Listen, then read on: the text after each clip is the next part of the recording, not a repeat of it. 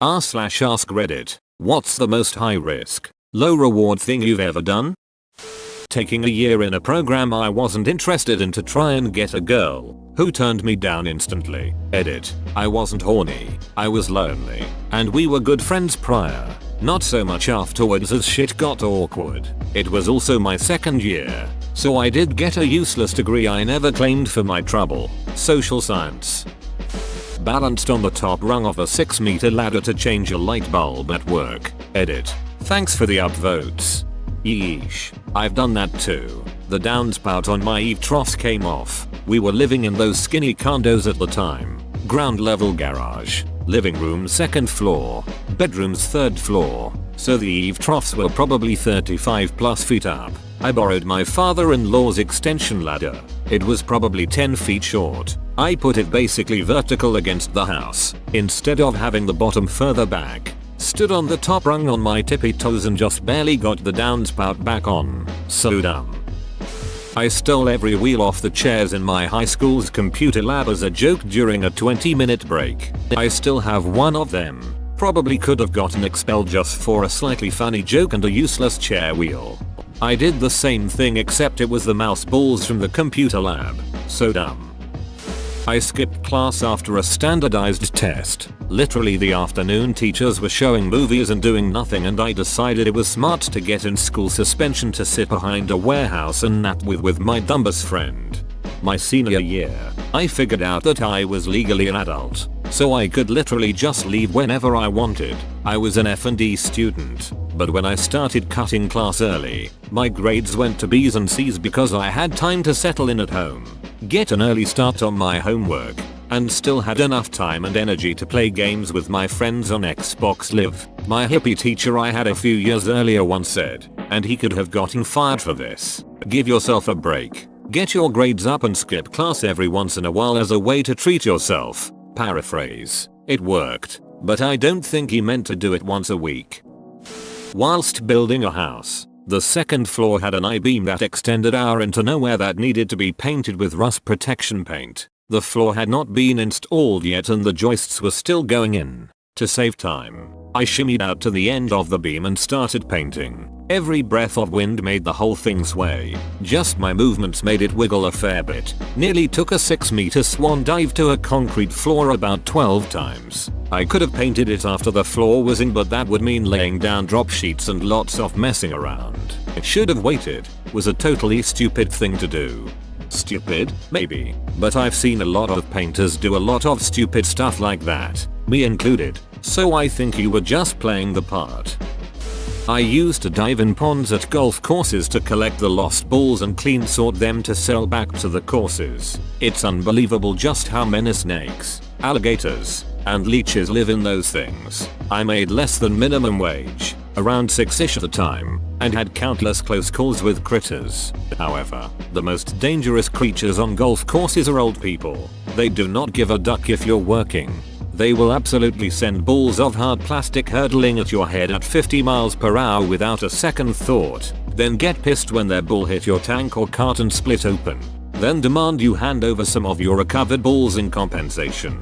Edit. I have been informed golf balls fly much faster than 50 miles per hour. Another edit. Yes, the court was always informed when we were there, and they were usually the ones to make the appointments. We quarantined off the area with bright tape and cones with signs, and the golfers were either informed to steer clear of the area or the course shut down for a couple hours. It depends on the course though. Some people believe those rules are a suggestion and ignore all of it, especially in places without barriers or fences around the course. One more edit. This was in Florida, hence the density of dangerous wildlife.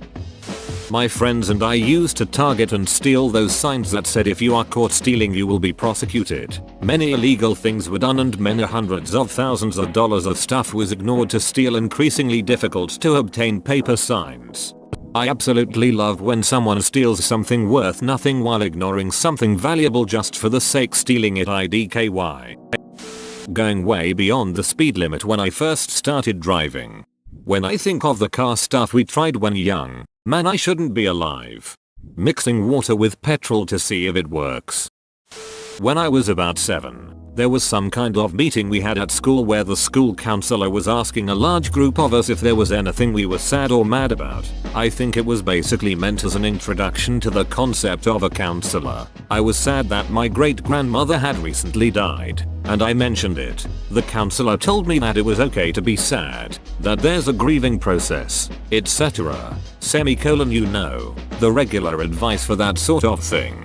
But for some bizarre reason, what I told my mother later was completely different. To this day I cannot figure out why I did this. I don't remember disliking the counselor or anything like that. The only thing I can think of is that maybe I was doing one of those nonsensical what happens if I do this thing experiments that all kids do. I told my mom that the counselor had told me you need to just forget about it and move on with your life. I had no idea what can of worms I had just opened. My mom was livid. Over the course of the next few days, she called the school asking why the counselor would say something like that to me, and she discussed it with a few different people. They asked what the counselor's exact words were according to me, and my mom sat down and began to write a letter to make it into a formal complaint. She asked me what exactly the counselor said so that she could put it in this letter. At that point I knew this had gone way too far, and I was feeling bad over the fact that I was going to get this woman in trouble. So I finally admitted, quietly, she said, that it's okay to be sad. My mom, dad and grandmother were all very disappointed in me. My mom asked me why I would lie about something like that. I genuinely didn't have an answer for her, because I didn't know. When I said it, I had no idea it was going to go that far. I didn't know that my mom was going to go all the way to making a formal complaint about it. In the few days before she started writing the letter, I was hoping that she'd just sort of let the whole thing go, but she didn't. So I eventually had to fess up. I still feel bad about that to this day, because assuming the counselor was told about this, she had to be wondering why I was trying to get her in trouble. She was a nice lady and didn't do anything wrong, but for whatever reason, I clicked the wrong dialogue choice and quickly realized that I couldn't exactly reload from save. Masturbate using vapor rub. I swam in the Zambezi when I was drunk on a tiger fishing trip. Still can't believe I was that stupid. For those that don't know, it's infested with hippos and crocs, known for taking people. But tiger fishing in the Zambezi sounds ducking sweet though. Once got in a fit of road rage. A guy cut me off on the interstate, so I honked at him. Wasn't a quick honk, it was a longer one. Few seconds. Guy slows down and matches the speed of the car in the right lane, so I'm blocked now. I flash my headlights and honk again. He proceeds to spit out his sunroof and it hits my windshield. He then accelerates heavily back to speed. I floor it, move to the right lane and move to pass him.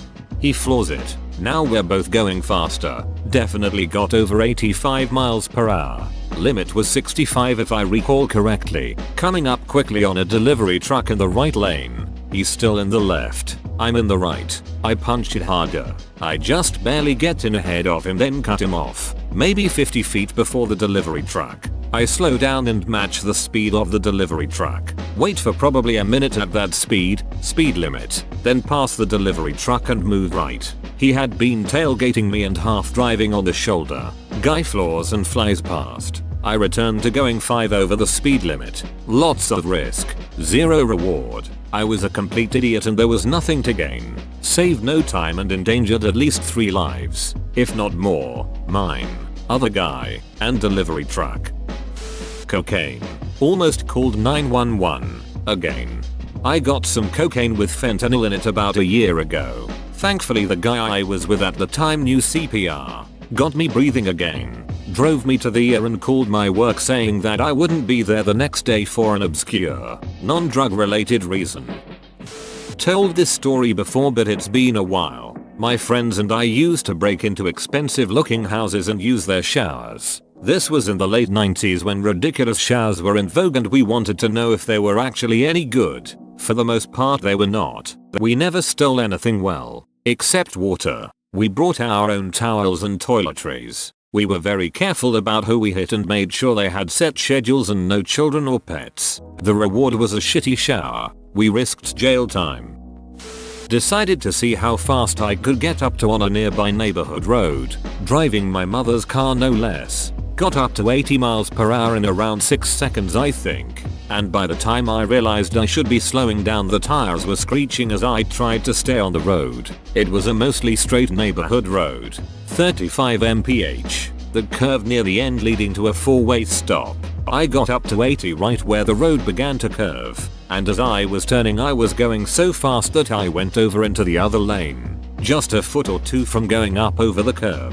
Slowed down and brought the car to a stop at the intersection, and my family member sitting in the passenger seat looked over at me as if he had just shit the life right out of himself. I was 19 at the time and got my license that same summer. My passenger was 16. I've never had such a powerful moment of instant regret after that day. I didn't feel cool at all. I could have killed a pedestrian, a child, or myself and my family member. That was the day I truly learned that I could lose my life, and have respected all traffic laws since. Well, to a reasonable extent. I'm only glad that we came out completely unharmed. CPR on 2 active TB patients. Felt like shit after. Neither made it. If you didn't, you'd be asking yourself what would have happened if you did. Despite the bad outcome, you absolutely did the right thing. Told my mom that my dad was working outside and not the truth of him tearing out a wall because he decided a sliding door would be pretty. He did not get it done before she got home. Pretty sure this is a Malcolm in the Middle episode. Shoplifted condoms 3 years ago. I'm still a virgin. I was a free intern for a flower shop. One day there was a shady person walking in the store basement. Somebody said he stole something from the shop and fled to the basement. The shop was in an apartment building, street level, and the basement led to all over the building. So they said to me, a 16-year-old girl, to go to the basement and check the situation out. Well, I was young and dumb and went. Thank God I found no one. Jumping onto a bus that was pulling away from the bus stop without closing its doors. The bus is every 10 minutes.